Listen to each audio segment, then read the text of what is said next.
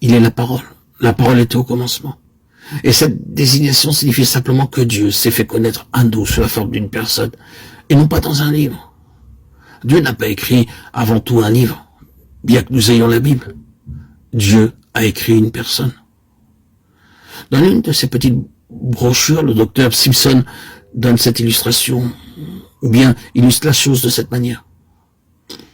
Il dit avoir vu, à une certaine occasion, la Constitution des États-Unis écrite.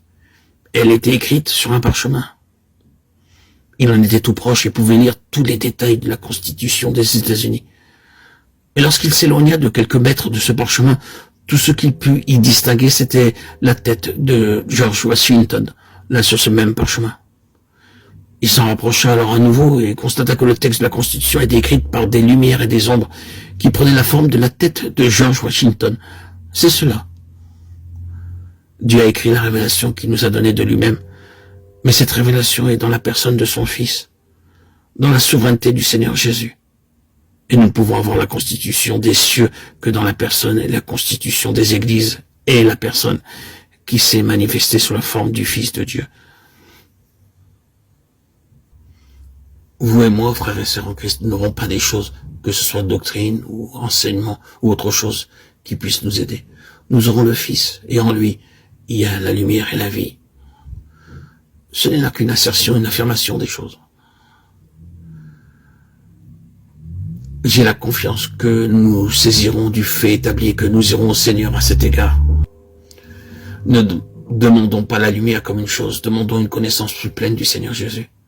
C'est le chemin, car c'est la seule manière vivante de le connaître. Et souvenons-nous que Dieu garde toujours lié à des situations pratiques la connaissance de lui-même qu'il nous a donnée en Christ.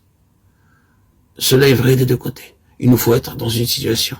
Le Saint-Esprit, si nous sommes entre ses mains, nous fera entrer dans une situation qui rendra nécessaire une nouvelle connaissance du Seigneur.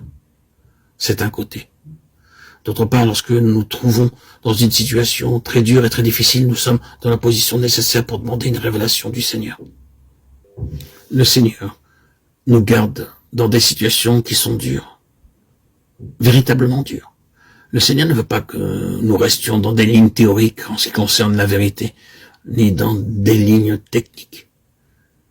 Évitons la technique comme une chose en soi, et reconnaissons bien que le Nouveau Testament contienne une technique. Nous ne pouvons pas simplement en extraire la technique sans l'appliquer. Il nous faut entrer dans des situations pareilles à celles du Nouveau Testament pour avoir une révélation du Christ qui réponde à cette situation. C'est pourquoi la voix du Saint-Esprit à notre égard consistera à nous conduire dans des conditions et des situations et des besoins vivants et actuels dans lesquels seule une connaissance nouvelle du Seigneur Jésus pourra être notre délivrance, notre salut, notre vie.